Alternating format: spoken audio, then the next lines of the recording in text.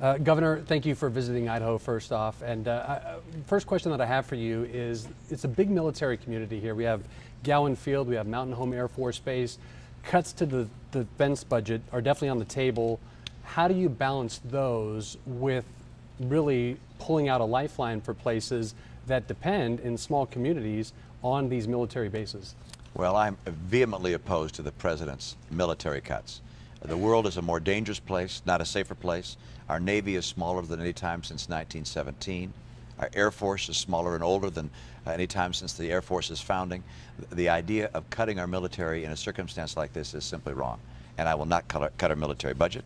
I'll make sure we add more aircraft, more ships, more active duty personnel, and we'll care for our veterans in the way they deserve.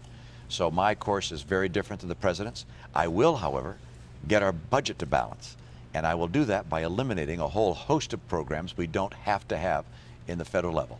And so I will cut federal spending by $500 billion a year, but I'm not going to cut our military commitment. In your opinion, what's the single biggest problem the Obama administration has had that you have a concrete solution to fix? Balancing the budget. I am a deficit hawk. I will cut back the size of the federal government. The idea of trillion-dollar deficits is devastating to the future of America. It's wrong. I think it's immoral to pass on these obligations to our kids. I have a plan that cuts back the size of the federal government. And by the way, I am the deficit hawk in this battle. Senator Santorum was in Washington for a long, long time, I think about 18 or 20 years. He voted to raise the debt ceiling 5 different times. Government doubled during the time he was in Washington. That's a very different record than mine. I balanced the budget every year that I was in office and cut taxes 19 times. I will shrink the federal government. Along this line, the payroll tax cut was extended today. Obviously, that's going to add some to the debt, but in the short term, it's going to give people more money in their pockets. Do you support the payroll tax extension? Yes, I do support the payroll tax extension. I don't want to raise taxes on people right now when unemployment is so high and people are struggling. What I want to do is to cut back the size of the federal government. So cutting taxes, that's a good thing. Cutting back on the federal government, that's also a good thing, and I'll do both. You were critical of the auto bailout a few years ago, saying that you can kiss the auto industry goodbye if they got that bailout. GM just posted record profits. I think it was $7.6 billion, the most in their history. What did work with the auto industry that you didn't think would work?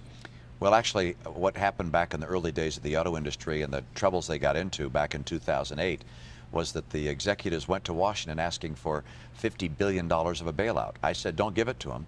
Go through a bankruptcy process like every other company that gets in trouble, and then if they need help, then you can help them get out of bankruptcy. But don't give them the money up front. Turns out I was right.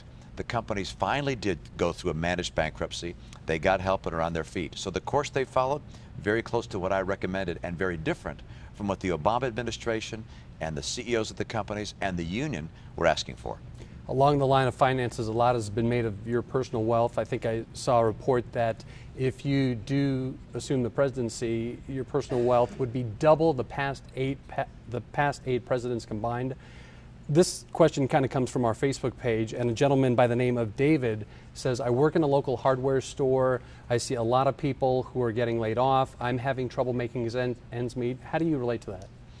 Well, the reason I'm running is because I've had experience in the free economy of America. I understand what it takes to create jobs. That's precisely why I'm in this race. The other guys have spent their life in Washington as politicians. If you think we need another politician to replace Barack Obama, lifelong politician, why, you can choose one of my competitors.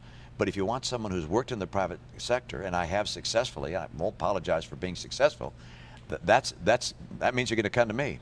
Now, I understand the challenges that people face in this country. And I understand that not only from a campaign, but from the fact that, well, for about 10 years, I served as the pastor of congregations in my church. I worked with people who were facing very difficult times, helped them get back on their feet where I could, provided counseling for young people who had drug problems. Divorce issues were also issues that I dealt with. I've had, through my personal experience, a great deal of opportunity to understand the challenges of people across this country.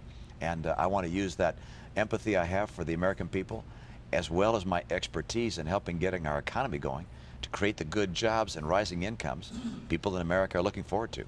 You mentioned your LDS faith. How much does that play into your daily decision making? Well, I think coming from a faith which is based on the Judeo-Christian model of ethics and integrity is an important part of who I am. I don't think the differences between particular churches in the Judeo-Christian world figures into political policy or public policy. But there's no question but that I'm one who aspires to abide by all of the 10 Commandments. Last question I'll ask you, should Boise State have been allowed to play in a BCS game this year? This whole BCS thing is very strange. As a BYU alumnus, you can understand that I have a great deal of sympathy for Boise State. I've been on the blue turf. I've been there and looked at that extraordinary stadium, and I think the system is flawed. And I spent some time, as you know, running the Olympics. If I get a chance, I'll devote a little time to seeing if we can't come up with a better system to make sure the best teams are able to make it to those best bowls. Regardless of politics, I think a lot of people can agree on that. Thank you for coming to Idaho, and thank you for letting Idaho voters get a chance to hear your views in person. Thank you so much. Good to be with you. Thanks.